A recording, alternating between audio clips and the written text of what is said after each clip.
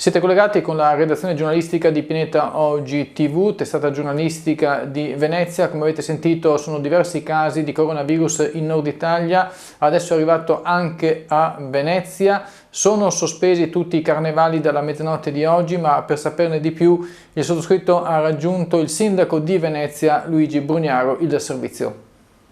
Cosa ne pensa lei? Una situazione che non ha precedenti in Italia e nel Veneto?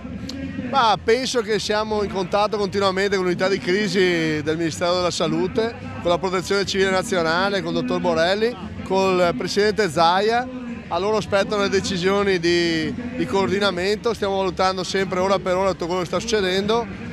Credo che insomma, questo sia l'ultimo che riusciamo a fare e da mezzanotte sarà sospeso anche poi le altre eventuali altre esibizioni e cose.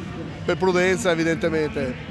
A oggi abbiamo una grossa collaborazione con tutte le strutture sanitarie. Vorrei cogliere l'occasione per ringraziare tutti gli infermieri, i medici e tutte le persone che direttamente sono coinvolte anche proprio con la cittadinanza, dai vigili urbani alla polizia, ai carabinieri, tutte le forze di sicurezza che ci aiuteranno a spiegare ai cittadini, e grazie ai cittadini per la pazienza, ma vogliamo dimostrare che riusciamo a far vivere la gente anche in un momento di gravissima emergenza mondiale, e questo ci sembra un grande risultato che ancora una volta dal Veneto vogliamo dare.